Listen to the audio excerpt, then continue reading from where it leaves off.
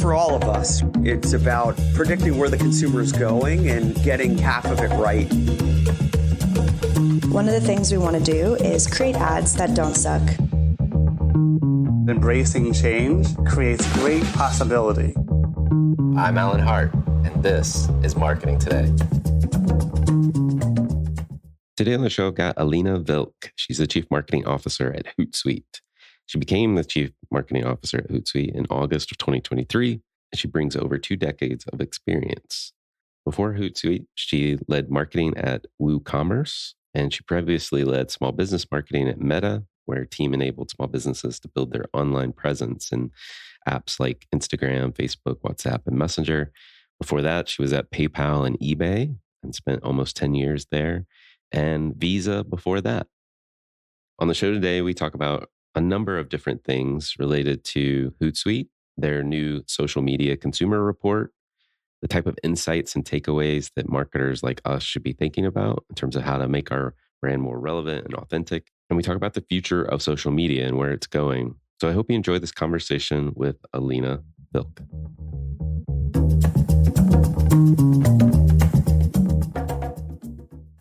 Elina, welcome to the show. Thanks for having me, Alan. Yeah, I'm excited for this conversation and talk about Hootsuite and all other things that you're up to. But before we get into that, I hear that you are an entrepreneur at the ripe age of 12. You have to tell me more about that. Yes.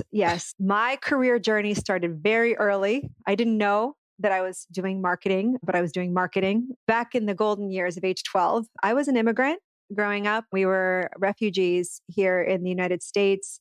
And when I was about 12 years old, we were pretty poor still. And I was in middle school and in 8th grade. And the 8th grade graduation trip was a trip to go to our local theme park.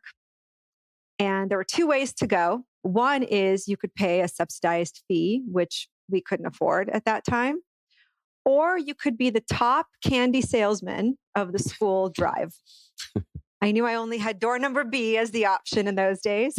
So I basically had no choice, had to win this because I was an adrenaline junkie back then. That was my pre-mom days. And looked at what can I do to really drive candy sales for this school? And this was in San Francisco. So I started mapping traffic patterns in San Francisco and looked at bus routes because I knew after work, buses were really crowded around 5:30 p.m., 6 o'clock when people finished work, and mapping bus routes and came in right at that time and started selling school candy. And it was so successful that I built up a team of other young entrepreneurs in the middle school. And we strategically went to busy areas of high traffic zones and sold out, had maybe some of the highest candy sales of all time at the school. So this taught me a lot about marketing, fishing where the fish are, understanding who your customers are, demand, how that works, and sparked the first elements of curiosity and success around what can you actually do when you have a focused plan. And so I've been interested in selling since then. And there's something really powerful when you start to think about why and how people buy and how to design a really great experience for that. Love it. Well, I love that story, especially the research you did around those high traffic zones to get the best bang for the buck, so to speak, and capture those sales. How did you go from selling candy at 12 to earn that trip to now the CMO at Hootsuite? Journey of 1,000 steps. Coming from my family is formerly from Belarus, and there was really 2 professions you can go with. You could be a doctor or a lawyer. I was afraid of blood, so that omitted that one for me pretty quickly. Was interested in law, but wasn't as much my bailiwick around. I was really passionate about the way people work in societies and the way people think. And so that was really where I was passionate. And when I told my mom, I think marketing might be it for me. And I remember her telling me, you're never going to amount to much with that. I don't know. What is that, looking at pretty pictures all day? And since then, she's definitely evolved that conversation. But I would say that the biggest learning I had was that marketing is far more than looking at pretty photos. It's the intersection between finance and sales and creative and design. And it's really around human-centered design. And thinking through that journey, I started out really early in agencies. But when I was starting, I was in the hub of it all in San Francisco and Silicon Valley, where everything was happening. Back then, the internet was just getting started, and the agencies were supporting lots of companies just going online. And so there wasn't something that was called a digital marketer. That term only came later. But that's what we started to do. And we were some of the very first digital marketers out there coding some of the first ads. And with that, companies were looking to start doing this, start marketing online, start taking advantage of this, and started with a lot of companies that were going after classifieds. So a lot of the online world started with classifieds. Some people don't know that, but when your newspaper experience, if you think about back then, those newspapers where you had your real estate sales and your jobs, all of that was going online. And so as companies were going online, they're starting to see their sales go online. And that skill set became something that was very unique in those days. Companies were looking for that. So when I came to companies like Visa, I came with that experience. But that experience was really just another version of marketing. While it sounded technical at the time, it was just a study of how people behaved in different sections of their lives. So going online meant that I don't have to spend as much time in the real estate world. That's where I started. And going online means to consumers, they don't have to spend as much time driving around neighborhoods. They can see all the listings of houses in one place. So it's about solving consumer pain points, and being able to study that and evolve that is really how I got started. And I was effectively a digital marketing manager at Visa. I was running some of their first socials. That term social media manager didn't exist back then. And we were working on campaigns, and we were building campaigns online. And from there, I moved on to companies like eBay, who were really proficient online in those years. And eBay owned PayPal. And in those days, PayPal was just getting started. And I moved over from eBay to PayPal as part of the split. I led their global marketing team and focusing on the large enterprise businesses. And then from there, moved all the way down to small businesses across Facebook, all the way down to becoming the WooCommerce CMO and now the CMO at Hootsuite. That's awesome. That's awesome. Those are some amazing brands in and of themselves that you've worked at, and a number of them. How did working at those places contribute to how you think about your current role at Hootsuite? I think it goes back to the very beginning, which is around how do you solve consumer pain points? And it's about human-centered design. Back when I was at Visa, they sent us away to a class called Design Thinking, and that's really shaped a lot of my thinking. And design thinking starts with truly having empathy for the customer and who they are, and moving along that journey and understanding the problem. It's funny, a lot of times I talk about this, and a lot of times we spend a lot of time solutioning. But if you solution the wrong problem, you're getting to the wrong answer. So I like to spend more time understanding the right problem to solve. It goes back to the candy sales. If the problem I was solving was just selling more candy at school, I don't think I would have gotten as far. If the problem I'm solving is, can I sell more candy to people who are hungry? Then the next problem statement might be, what time of day are people the hungriest? You're going to solve that a little differently. And so it really comes down to human-centered design, and then being able to attract and understand the real levers that are driving the business. And then related to that, truly understanding what the business is trying to solve. A lot of times in different roles, it gets very myopic against this is the specific thing my team needs to do right now. I need to launch this website. I need to do this email. I need to run a campaign for social media. What is the problem you're trying to solve? How does this correlate to the bigger problems that the business is trying to solve? How does this ladder to the larger business objectives? If you can solve a human-centered design, a consumer problem against a business objective, then you've done your job. Love it. All of those places, that was my focus. Yeah, no, that's awesome. It's design thinking, I think to your point, it's so applicable to so many different professions, but marketing in particular, where you're dealing with people and trying to reach them and understand them, and have that empathy that word that you used. I think it makes so much sense. When I'm curious, how do you, when you think about design thinking and marketing, does it take on any different flavors, or you basically use the same type of project flow, thinking approaches, etc.? Just curious if there's any modifications you make as you think about marketing. Not really, because you're solving a customer problem, and you can solve a customer problem.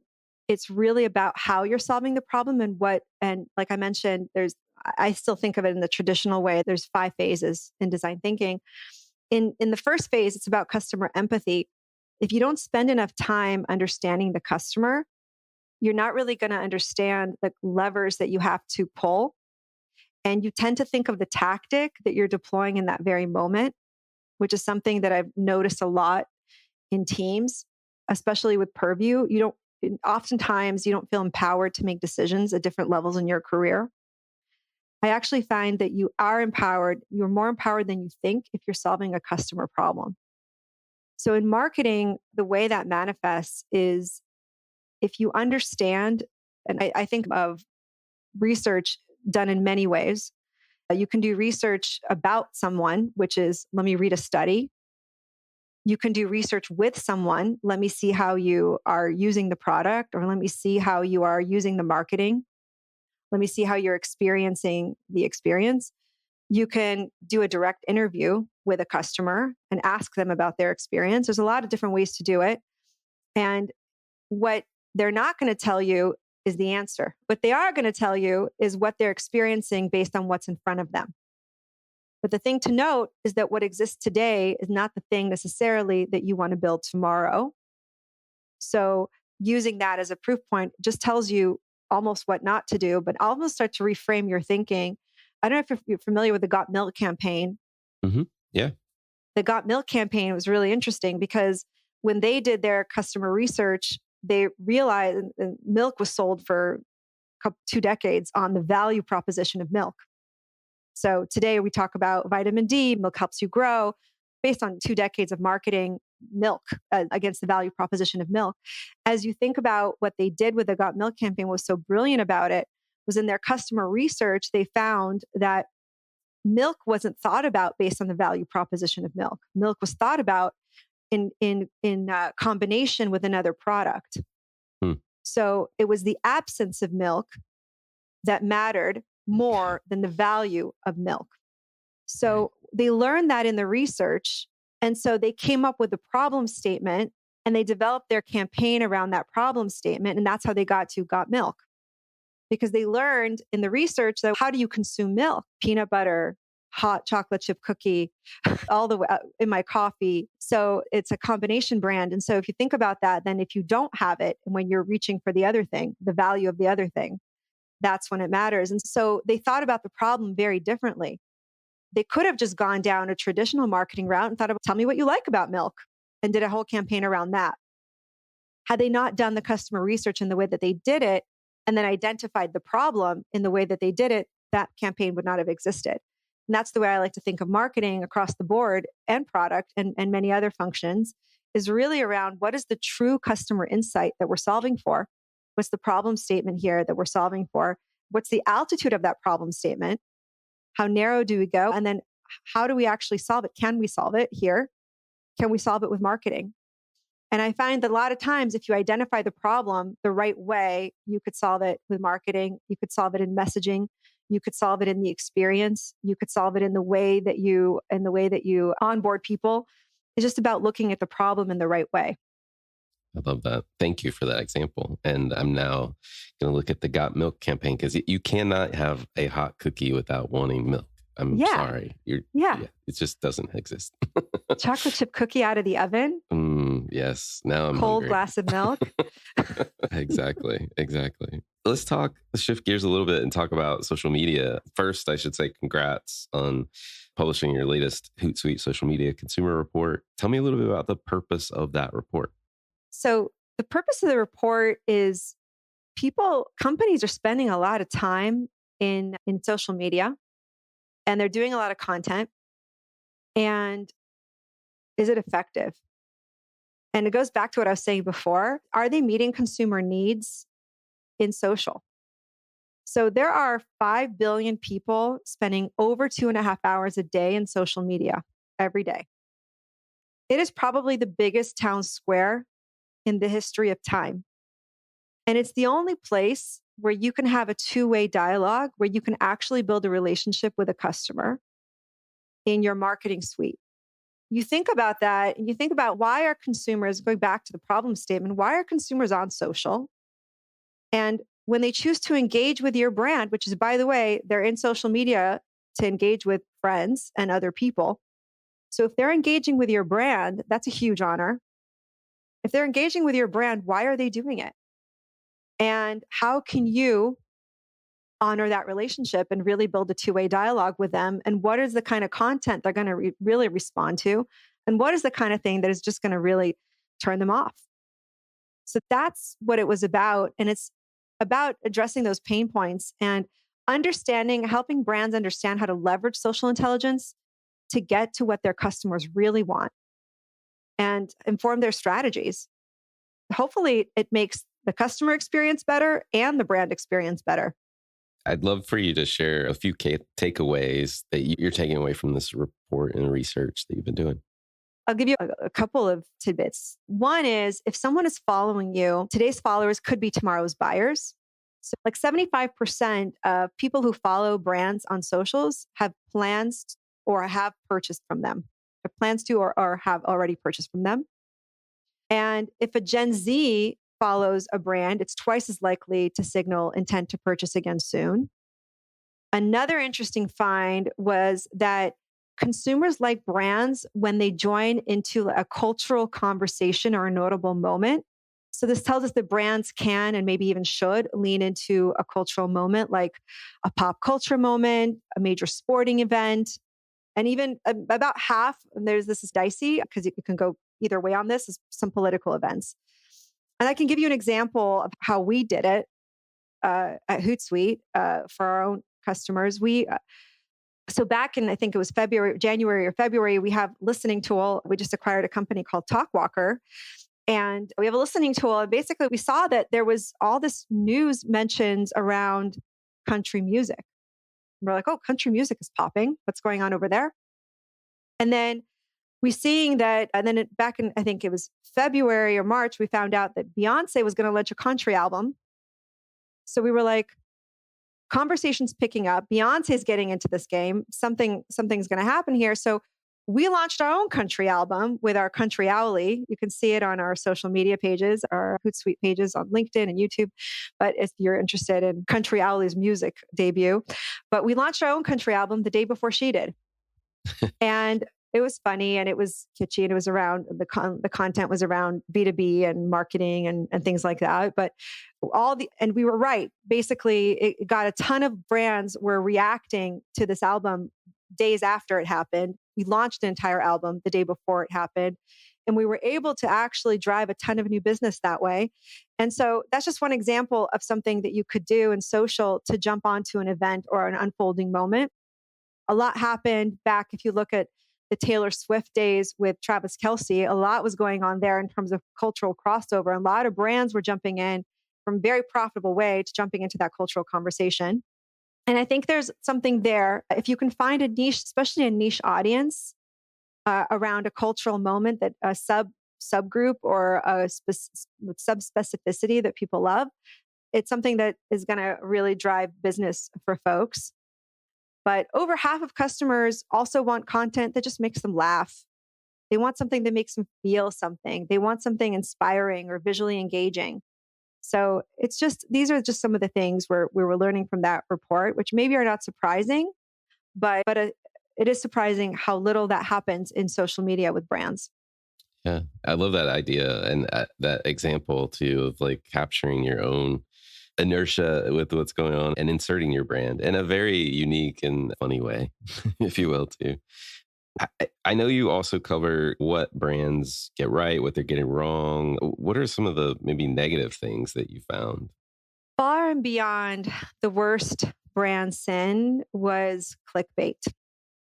That was the worst. But shortly after that, it's inauthenticity or repetitive content or boring content. 68% said boring, repetitive, and authentic. Angling for metrics, it gets pretty obvious. So we have to remember that, again, I say this, people, it's a huge honor when someone follows your brand. And we want to get more followers. We want to drive that because we know that those people are buyers. And so if you want to engage with them, it's really about being authentic. And it's about staying away from things that are very obvious for you. But think about the levels of content that they will engage with. And there's also some polarizing things. 46% said political policies leaning into that. This is pretty controversial because a lot of companies definitely talk about it. And some groups really will love it, but it's polarizing. If you go into a specific political view, you're going to probably piss off half your audience. Religion is another one. I would say maybe some things that are not so great at the Thanksgiving table are also probably things you want to stay away from. Gender identification and sexuality, racial equity. Those are some things that a lot of brands have jumped into that actually that's not the reason they're following you. So why are they following you? What are you going to drive that is unique, that's going to jump? Maybe if there's a unique way to talk about a specific angle, that's fine. And if you're okay with losing those folks for your integrity and for your business, then that's fine. But those are just some of the things that consumers have said that are drawbacks for them. Yeah, no, those are great examples. And I like your advice of if you're not going to say it at a Thanksgiving table, maybe don't do it in social either. That's a good idea. What have you guys been doing as it relates to like the learnings from this report and how you're thinking about bringing things to life or building out proof points, if you will? I mentioned that we're building what we're thinking about at a high level, going back to what do brands really need from social? There is an evolution happening right now in social media. So if you think about social going through periods of time, when social first started, it was a novelty and oh my gosh, can I get likes? Can I get some followers? Then we moved on to this engagement era. Can I get engagement from customers on social? I have to be on it, but I don't know what actually it's doing for me. So I have to be, like I mentioned, there's 5 billion people on social. I have to be on it. And yet, what's the revenue value that it's driving for my business? Or what is the brand value it's driving for my business? That connection with measurement and performance isn't fully there on social right now. It's there in pockets. It's not there holistically. We are really focused on that evolution of our brand, which is businesses that work with Hootsuite. We are all about social media performance. We want to drive business objectives for these businesses, all while keeping consumers really happy. And I think those two things, especially as surfaced by our report, prove that those things actually could coincide. So what we think that insights that you drive, connect them to actions, equal social media performance. Meaning we had the insight, country music is about to pop. Let's take an action and let's drive performance. That's just one example. There's a lot of examples. And I think that with AI, we actually have this ability now to shorten the distance between insights and actions. So it used to be that you'd run a campaign, you wait 2 months, you get the analytics back, you found out what you did well or didn't do well, and then you plan the next campaign, and it's 6 months later that you're actually doing the next campaign. And by the way, in those 6 months, a few things might have changed. There's a new cultural moment, there's something else that happened, et cetera. And that's the life of every marketer. At least it's been my life for the last couple of decades. I think with AI now, that distance is really shortened. Insights to actions can actually, if you do that fast in conjunction with each other, you can actually create a system that is enhancing performance all the time. Here's an insight, here's my action, here's an insight, here's my action. Social media is a really good place for that because before you do a really big campaign and large investments in dollars, you can actually do micro campaigns and see how your audience responds to it and take advantage of insights and actions and optimize it till you get to the point where you're really seeing a social media performance engine. In addition, it can act as incremental driver for the brands and driving a ton of net new customers just from that. So we're doing that today. We have this new listening solution. They have an AI that was built on social, and we're using it today. We're using it today to drive insights and actions. And we're actually going to launch it to all of our customers now. It's coming real soon to all of our customers so that they can do this themselves inside their own social media solutions. Awesome. Some exciting things going on. Where do you see the future of social media going? The future is all going to be all about performance. I don't think businesses will have, especially we've seen this post-COVID retraction in business. There's not a lot of time and space to do things that aren't performing. So social media as a category is completely going to move into performance. And it's not going to happen overnight, but it's happening already. And we're doing a lot there in terms of just even including our social media managers and building our own product. Is this going to work for you as customer zero? And so it really is no longer about FOMO, which is I have to be on social. And it's really going to be all about performance. I love it. And a lot of the other marketing leaders I have on, it is about performance, right? If you can't prove it's working in some form or fashion or point to it, the evidence, it does get harder and harder to justify to continue doing it. Yeah. And your C-suite peers, that's what they want to see too. That's their own measuring bar for the things that they're doing. So it has to be the marketers as well. One of the things we love to do on the show is to get to know you a little bit better. We learned a little bit about your sales skills early on. But my favorite question to ask everybody that comes on the show is, has there been an experience of your past that defines or makes up who you are today? I think for me, it's having the immigrant mentality shapes who I am, because it's this idea that there's always a door number C. In immigrant world, it's like everything has to be, you're self-made, right? You don't have a lot of options. So there isn't a parachute. So you have to make things work. And so you have to believe in yourself and have perseverance and a hunger for success. And while you always have a fear of failure, you have enough belief that you'll find another way. There's always a door number C, is the way I like to think about it. What's door number C? And so there's always another option, because failure is just a learning experience. It's not a real option. It's just it's the first no. So I think it's really about determination and resilience and this constant state of curiosity and hunger that has been in me since really young. And I don't know how to instill that with my kids without being an immigrant, but I'm trying. Really trying. That's pretty funny. What advice would you give your younger self if you're starting this journey all over again?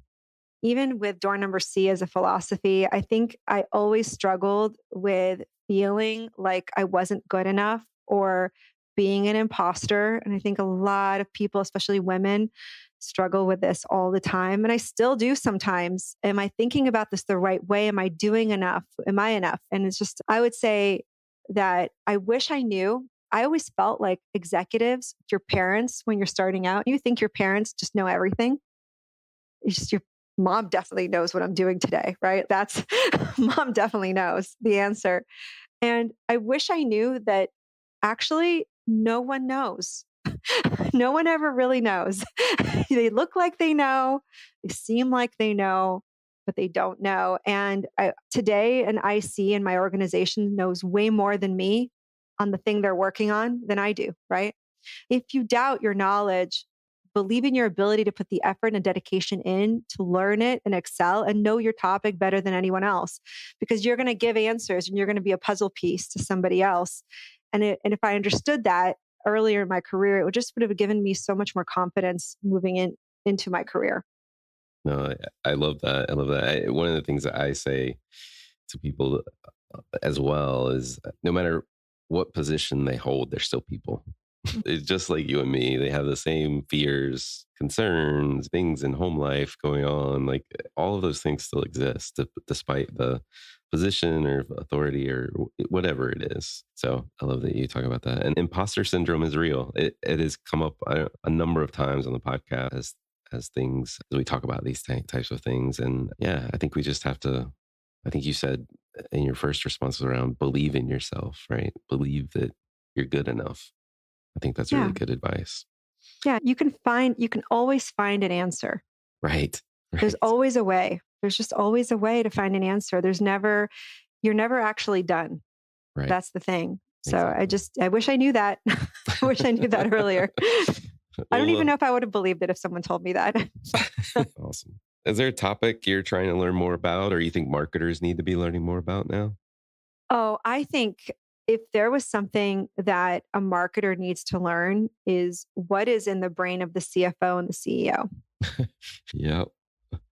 That is something. So I go back to there's two things marketers need to know. Number one, what is the consumer problem you're trying to solve? Number two, if you solve this problem, will it create a financial outcome for your business that the CFO and CEO care about? If you can connect those two dots, you will be a CMO. That very succinctly simplifies the job, but you're so right. You're so right. I love how you put that. That's awesome. Two more questions for you. Are there any trends or subcultures that you follow or you think other people should take notice of? There's so many in social media that you can get addicted to a lot of these things. So I'll say one thing. I think that it's really a good question for marketers, especially because we a lot of times look at an ideal customer profile. Oh, we're going after people in FinServ, so we're only going to look at FinServ content, or we're going after someone in the tech industry, so we're only going to go after tech journals. But you said it earlier, we're all people. And moms of TikTok, plant talk, looking at plants. I personally I moved to Florida less than a year ago and I love manatees, a little bit obsessed with manatees. And there's a manatee talk community where people talk, post really adorable videos of manatees in the wild. Every person is three-dimensional and there's many interests outside of their chosen profession and topics. So I think that it's really important to look at all these subcultures and start to think about the three-dimensionality of people and customers. But yeah, I definitely think that you should take notice of correlating trends against your ICP. There's definitely correlating trends that people are interested in, but I'd say community building is the biggest one. And these specific topics, moms of TikTok or plant talk, are all specific subcultures of other community groups. I love that. Love it. And if we're trying to get your attention, a manatee video will work. I now know. Yes. For all the folks that do the ABM lead gen on me, if you send me a manatee video, I will definitely, I'm gonna get so many of these on LinkedIn. Yep, you are. Yes, you are. Emails will start as soon as this is released. I'm here for it. I'm here for all your manatee videos. So I love it. I love it. Last question for you. What do you think is the largest opportunity or threat facing marketers today? I'm sure everyone says AI. I'm not going to say AI because I feel like it's just already it's a working part of our business. I think the largest opportunity for marketers at every level, including the CMO, is to understand your business levers and how they map to your financial impact. So I can't overstate this. I made this point earlier, but I would say that it's so important to understand how for example, in a SaaS business, it's ARR and it's your customer count and it's your GRR. If you don't know the terms that your CFO is using and you don't know how your marketing translates to those terms, it's a huge risk to your profession. And so it is the biggest threat marketers have because it is really all about creating that demand and understanding how everything you do maps back to those core metrics and connecting the dots between what you're doing and those metrics. I think that is the biggest threat for marketing. And everything else, like AI will come. It's a support. It's going to support you. It's going to drive. That's a big trend right now, but it's not the biggest threat to marketing. I think it's actually a big opportunity for marketing. Yeah. No, I agree. And I love what you're talking about in terms of knowing your business levers and how to map them back to what you're doing and the impact you're going to drive for the business. I 100% agree. 1,000% agree if that's possible. Elina, thank you so much for coming on the show today and just sharing your story. I appreciate it. Thank you so much for having me. It's been lovely to meet you and connect with you. And yeah, thank you so much. Hi, it's Alan again. Marketing Today was created and produced by me with post-production support from Sam Robertson. If you're new to Marketing Today, please feel free to write us a review on iTunes or your favorite listening platform. Don't forget to subscribe on marketingtodaypodcast.com. Tell your friends and colleagues about the show. I love hearing from listeners. You can contact me at marketingtodaypodcast.com. There you'll also find complete show notes and links to what was discussed in the episode today, and you can search our archives. I'm Alan Hart, and this is Marketing Today.